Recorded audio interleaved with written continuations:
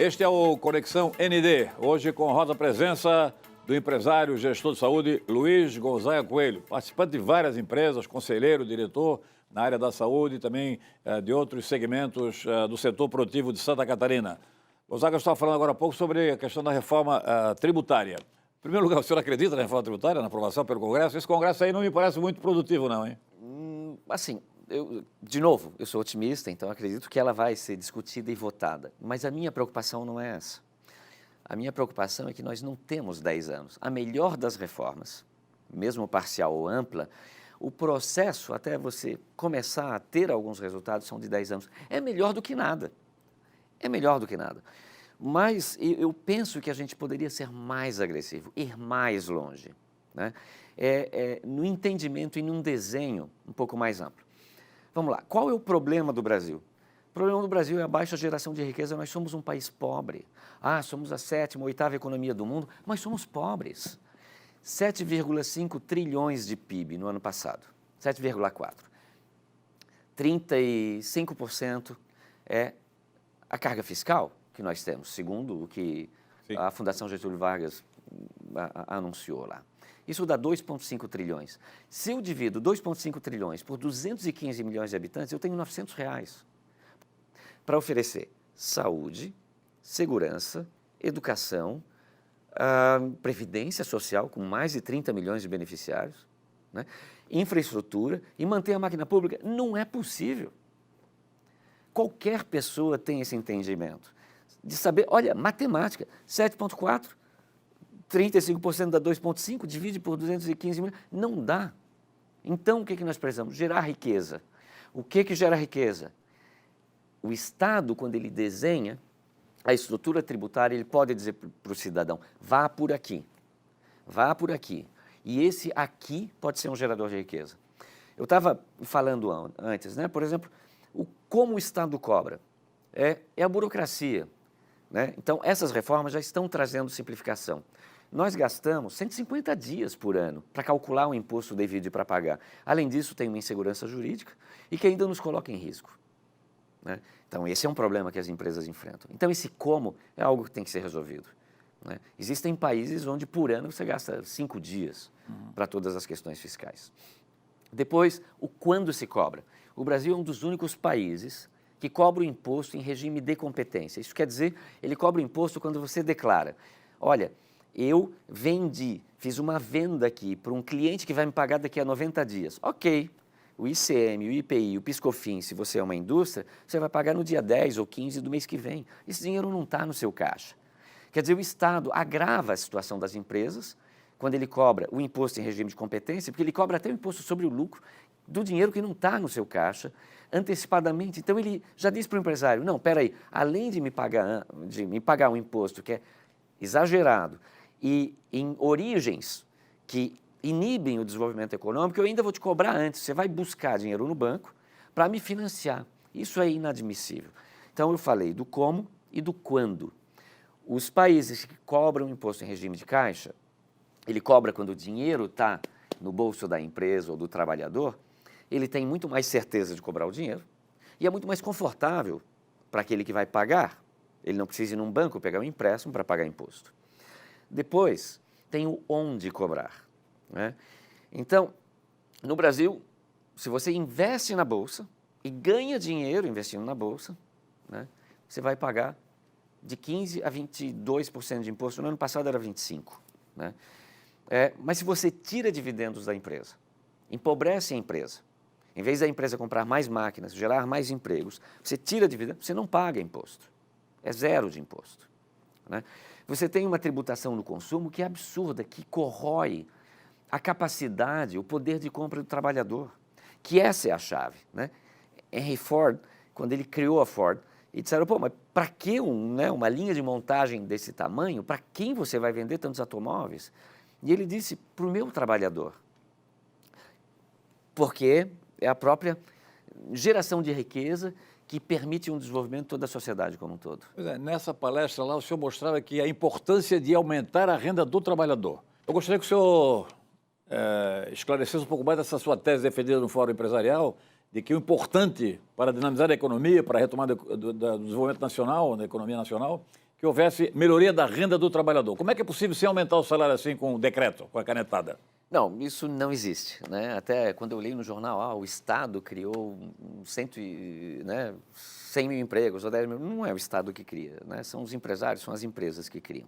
E canetada não resolve nada, porque na natureza nada se cria, nada se perde, tudo se transforma. E é justamente isso, é a transformação, né? Eu vou voltar lá atrás, Henry Ford, quando criou, né, a produção em escala, etc., perguntaram para ele, mas Ford, quem que vai comprar tantos automóveis assim? Por que montar uma linha produtiva? Por que essa vontade deliberada de diminuir o tempo, né, na produção? E ele disse para que o produto seja cada vez mais acessível, né, e para que o meu trabalhador possa comprá-lo. Assim, eu vou criando também um potencial de desenvolvimento econômico que é grande. E esse foi o nosso grande erro. Como eu falei antes, né, nós temos um problema na geração de riqueza, nós temos pujança, nós temos matérias-primas, nós temos uma população extraordinária, trabalhadora, né, e que está ali ávida por mais geração de riqueza. E o grande entrave, o grande freio, né, que eu vejo é o nosso sistema tributário, porque ele corrói a renda do trabalhador. Vamos pegar em média, na nossa indústria, eu pego a indústria porque a indústria é o maior gerador de riqueza. Sim. A indústria tem os maiores salários, a indústria vai transformar a matéria-prima, agregando competência, tecnologia, equipamentos, né? E vai transformar aquilo num produto acabado, num produto pronto para ser entregue para um consumidor. E, nesse processo, ela vai movimentar fornecedores, prestadores de serviços. Existem indústrias que fomentam uma cidade inteira, né? Isso é a importância da indústria. A indústria paga os melhores salários. Mas vamos lá, numa média, a indústria tem ali no cálculo de custo de seu produto aproximadamente 30% que é o custo de mão de obra. Ali está o salário do trabalhador, está tudo o custo social que a indústria tem que pagar, estão as provisões de férias, 13º, etc. Tudo que a legislação impõe, mas também todos os riscos que se tem. Felizmente, nós tivemos já aí uma pequena reforma trabalhista, isso diminuiu os riscos das empresas, mas tudo isso está ali, toda a imposição legal que hoje, todo esse arcabouço que coloca no custo agregado à mão de obra. Então, nesse custo, que representa em média 30%, vamos pegar esse valor, né, é o custo do trabalhador. Então, o trabalhador sabe que para produzir esse copo, a mão de obra dele, o custo dele representou 30%. Ok. Só que desses 30 ele recebe só 15. Mas esse copo que sai daqui, da indústria, ele vai passar por um distribuidor. Antes de sair da indústria, eu tenho que pegar o preço desse copo e agregar o PIS/COFINS, o ICM e o IPI. Dependendo do produto, nós estamos falando de 35% de valor agregado de cima para baixo. Então, esse copo que custa R$10 na indústria, que tem 3 de mão de obra, mas que o trabalhador recebeu só R$1,50, ele não vai ser vendido por 10. Eu tenho que pegar esses impostos, né, de cima para baixo, quase todos, com exceção do IPI, que um é sobre o outro. Quer dizer, eu calculo os 15% de IPI, que é a média da alíquota de IPI, em cima do ICM, em cima do PIS/COFINS, né? E ainda tem outros impostos que estão dentro da empresa que estão ali. Mas, enfim, esse produto vai sair da indústria por R$150, não por 100. Mas para a indústria receber, desculpa, eu falei antes de R$10, né? Para a indústria receber os R$10, ela tem que vender por 15 para receber os 10. E isso vai para a distribuição. É um país complexo, com uma infraestrutura difícil, a distribuição é cara, até que ele chegue no supermercado e que o supermercado coloque a sua margem, etc. Essa cadeia de impostos faz com que um produto que saiu da indústria por 10 seja vendido lá no final por quase 40. E desses 40, quase 15 são impostos. Muito mais do que o preço na produção. Agora, se o trabalhador de um produto de R$10, a mão de obra dele representa R$1,50, né, num produto de 10, num produto de 40, é isso dividido por 4. Quer dizer, nós estamos corroendo o poder de compra do trabalhador. O senhor quer dizer que a carga tributária agrava terrivelmente o poder de renda do trabalhador de compra? Porque a carga tributária é tão elevada... Mas isso não está na consciência da população. Não está. Então, as pessoas não sentem que pagam impostos. Por que nós pagamos os bens mais caros do mundo. Por que aqui tudo é mais caro? Porque nós estamos, né, pagando impostos que não deveriam ser sobre o consumo nesse nível. Não deveriam ter. O nível é muito exagerado e como ele é cobrado antes de receber, existem riscos que oneram toda a cadeia.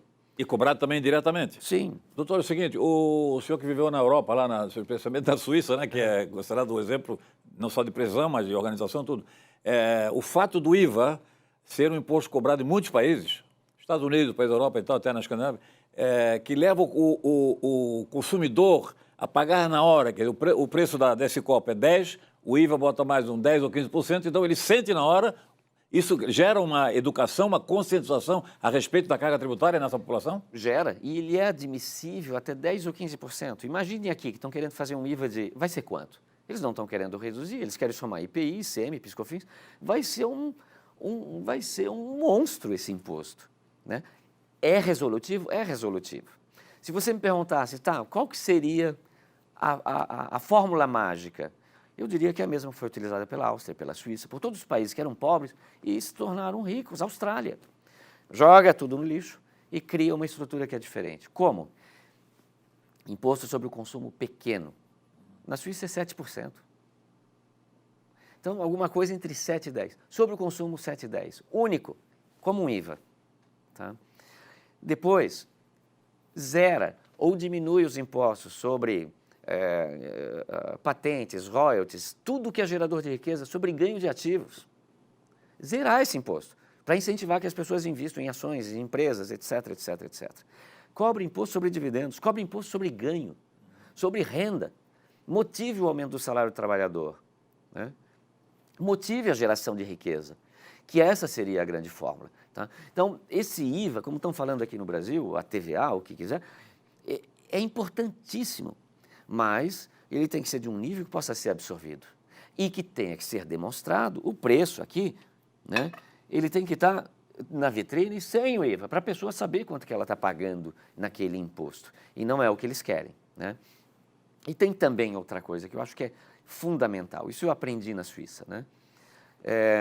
A Suíça é a maior democracia direta do mundo, as pessoas votam sobre todas as questões. Eles são chamados quase todos os meses ou a cada 2 meses para votar leis. O cidadão pode fazer um projeto de lei.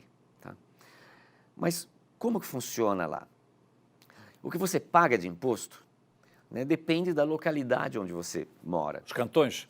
Não, até as cidades, não somente os cantões. Porque lá você paga o imposto da sua cidade, o imposto cantonal, que é o estado, e o federal. Tá? Então, mas isso dentro do imposto de renda. Só que a maior parte, por isso que ele muda dependendo de onde você mora, fica lá onde você mora. Aqui é o contrário, né? Aqui é o contrário. Você tem ideia quanto é que dá lá na Suíça, mais ou menos? Podemos dizer assim, em média, 65% a 70% para a localidade, daí 20% É o contrário do Brasil. Para o estado, 70% vai para Brasília. É o contrário. E por que isso? Isso é educador. Se a gente pagasse 70% do meu imposto, que está lá no meu salário, que é pego do meu salário, fosse para o município, tá? Se eu visse que as janelas da escola do meu filho, que eu levo todos os dias, estão quebradas, há mais de uma semana e ninguém consertou, o que eu faço? Ou se não tiver papel higiênico no banheiro da escola do meu filho, eu vou na casa do vereador que eu votei. Eu me aproximo do meu eleito e do meu representante.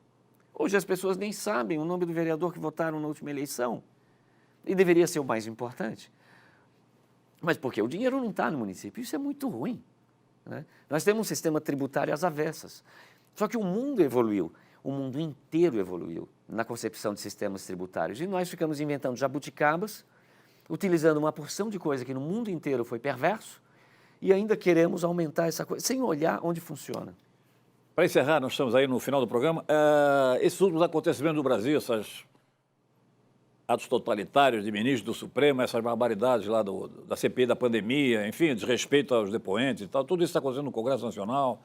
Como é que o mundo lá na Europa, o senhor conversa com empresários, diplomatas, como é que ele vê o Brasil hoje? Melhorou a imagem, piorou? Como é que está? Não, então, como que é difundida a imagem? Pela mídia. A mídia de fora recebe que tipo de imagem? Da mídia de dentro. Então, essa mídia de dentro, que é a relação com a mídia de fora manda a imagem que tem. Essa é uma imagem. Agora, eu participo, às vezes, de encontros, etc., com gente que investe no Brasil, com empresários. Eu tenho uma relação também dentro da chancelaria da Suíça, onde tem uma percepção que é um pouco diferente e onde se tem conhecimento dos números do que está acontecendo. Então, o empresário lá de fora, que entende, que investe no Brasil, ele sabe que o Brasil teve um cerceamento das liberdades individuais. Ele sabe que o Brasil tem um Estado que está muito presente na economia que impede o seu desenvolvimento. Então, ele sabe que o que está sendo feito com ações está fazendo que o país avance. Porque é o seguinte, nós temos ações e temos discurso. Algumas épocas atrás, a gente vivia em cima de discursos. Os discursos eram extraordinários, eram desenvolvimentistas, eles eram pelo bem de todo e a felicidade geral de todo mundo. Mas as ações eram de cerceamento das liberdades individuais, eram aumentando o Estado, aumentando impostos, etc. Aquilo era perverso. Nós temos hoje um governo que não sabe comunicar, que comunica muito mal, mas eu estou observando as ações. Elas são propícias, é o que a gente precisa para um desenvolvimento. Sobretudo na área econômica. Sobretudo na área econômica. Então, estão tirando proveito de um Covid e de uma estratégia que foi utilizada nos Estados Unidos, né? Eles conseguiram derrubar o homem mais potente do mundo com o Covid e com a mídia. E estão querendo fazer a mesma coisa aqui. Eu sou um liberal, para mim, não era o meu candidato, mas é meu presidente, assim como o Lula foi presidente, ele foi meu presidente. E se eu tivesse alguma crítica para fazer sobre as ações, eu faria sobre as ações, sobre o discurso. Eu não tenho nada com o papo que ele tem à meia-noite, 11 horas da noite, com a turminha dele. Isso para mim não importa. Me importa são as decisões, é o que está sendo feito, o avanço em infraestrutura que nós estamos tendo no nosso país. Essa visão reformista e o fato de falar e promover. Falta jogo de cintura? Falta. Eu teria muitas críticas para esse governo. Mas o que está sendo feito a nível de crítica é prejudicial. Isso está afetando a saúde das pessoas, está afetando a mesa das pessoas, a alimentação e a renda.